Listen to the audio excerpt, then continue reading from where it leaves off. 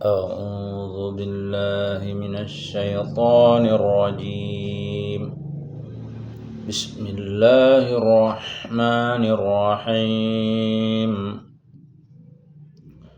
والمحصنات من النساء إلا ما ملكت أيمانكم كتاب الله عليكم وأحل لكم ما وراء ذلكم أن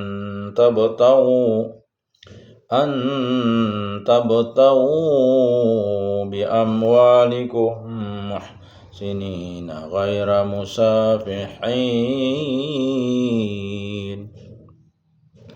فما استمتعتم به منهن فآتوهن أجورهن فريضة ولا جناح عليكم فيما تراضيتم به من بعد الفريضة إن الله كان عليما حكيما.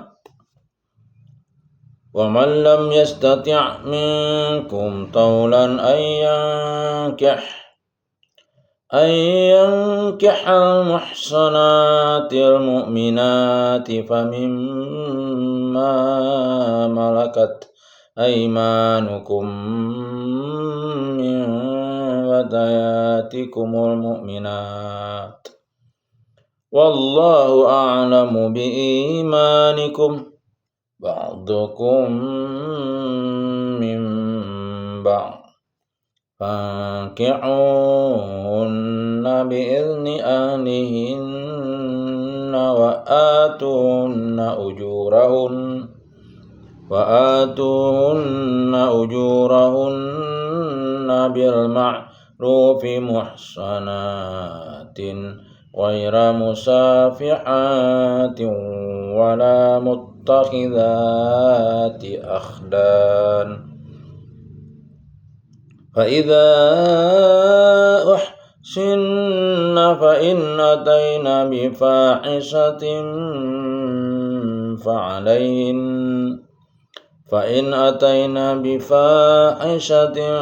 فعليهن نصف ما على المحصنات من العذاب ذلك لمن خشي العنة منكم وأن تصبروا خير لكم والله غفور رحيم. يريد الله ليبين لكم ويهديكم سنن الذين من قبلكم ويتوب عليكم والله عليم حكيم. والله يريد أن يتوب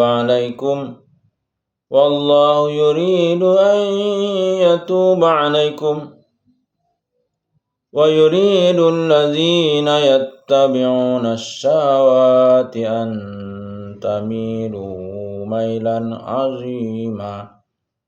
يريد الله أن يخفف عنكم وخلق الإنسان ضعيفا. يا أيها الذين آمنوا لا تأكلوا أموالكم بينكم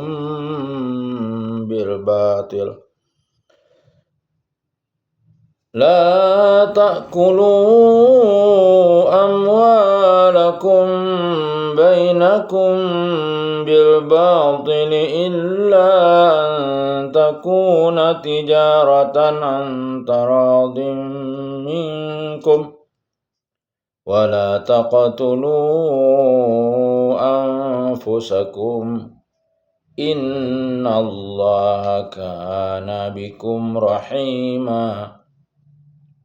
ومن يفعل ذلك عدوانا وظلما فسوف نصليه نارا wa kana dzalika 'ala Allahi yasira.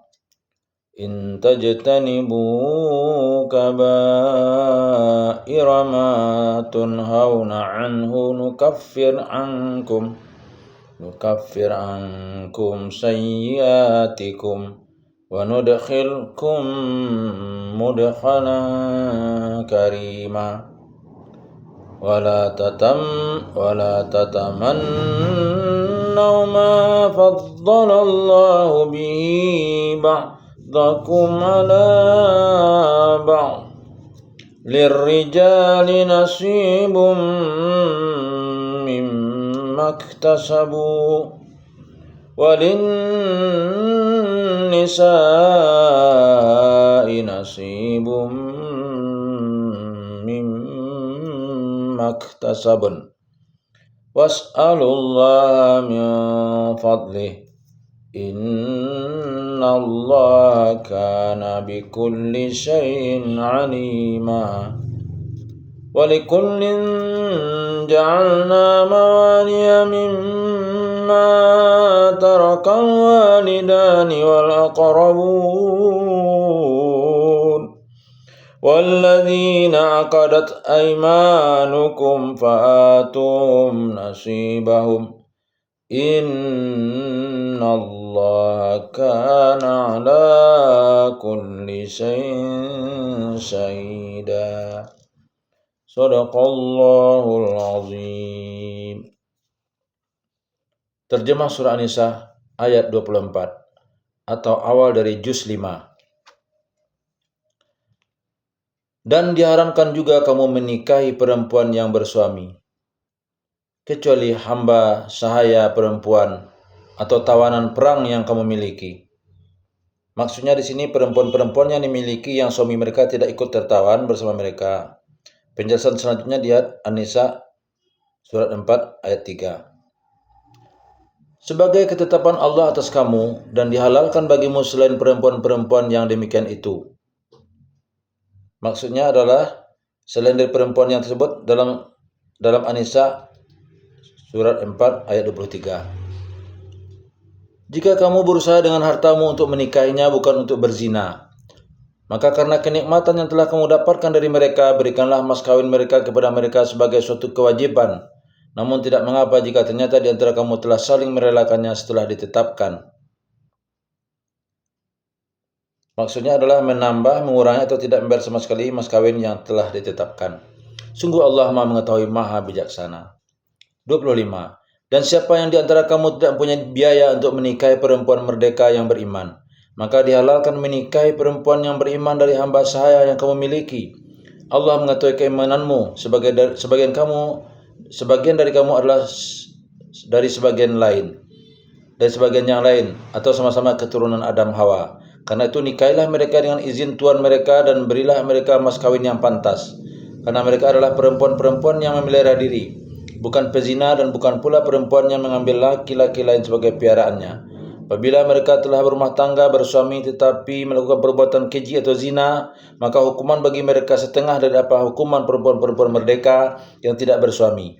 Kebolehan menikahi hamba saya itu adalah bagi orang-orang yang takut terhadap kesulitan dalam menjaga diri dari perbuatan zina. Namun jika kamu bersahabat itu lebih baik bagimu. Allah Maha Pengampun, Maha Penyayang. Ayat 26.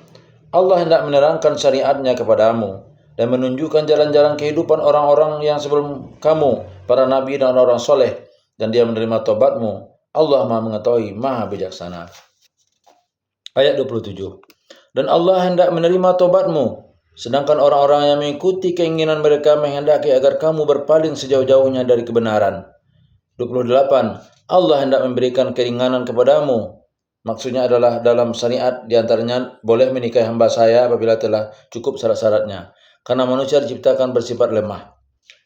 Ayat 29, wahai orang-orang yang beriman, janganlah kamu saling memakan harta sesamamu dengan jalan yang batil, tidak benar, kecuali dalam perdagangan yang berlaku atas dasar suka sama suka di antara kamu, dan janganlah kamu membunuh dirimu, sungguh Allah Maha Penyayang kepadamu.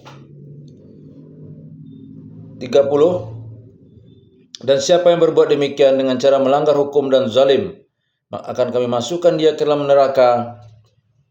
Yang demikian itu mudah bagi Allah.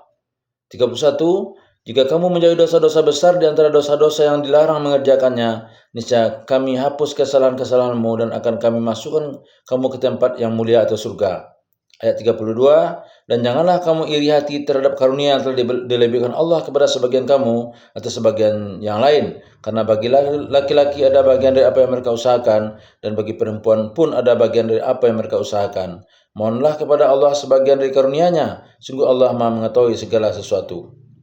33. Dan untuk masing-masing laki-laki dan perempuan, kami telah menetapkan para ahli waris atas apa yang ditinggalkan oleh kedua orang tuanya dan karib kerabatnya.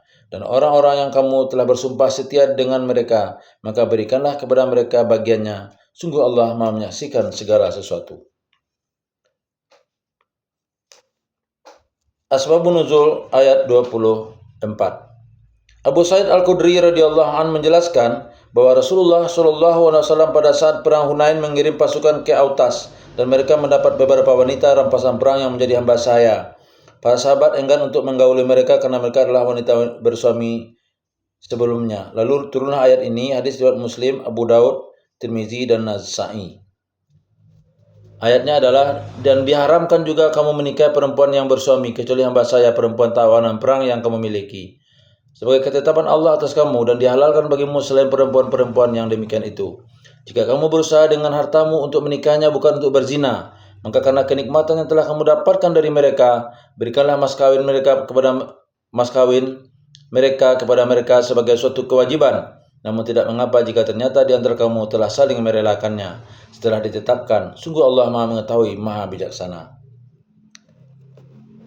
Hadis seputar ayat 24. Dari Saburah bin Ma'bad al-Juhani radhiyallahu an, Rasulullah SAW bersabda, "Wahai manusia, dahulu aku izinkan kalian untuk nikah mut'ah, maka sekarang aku haramkan sampai hari kiamat. Jika di antara kalian melakukannya, lepaskanlah, ceraikanlah wanita istri kalian, dan jangan kalian ambil yang telah kalian berikan mahar." Hadis riwayat Muslim.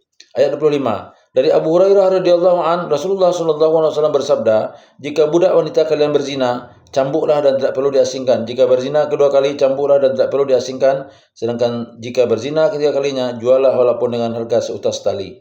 Hadis riwayat Bukhari dan Muslim. Hadis seputar ayat 29 sampai 30. Dari Abdullah bin Umar radhiyallahu an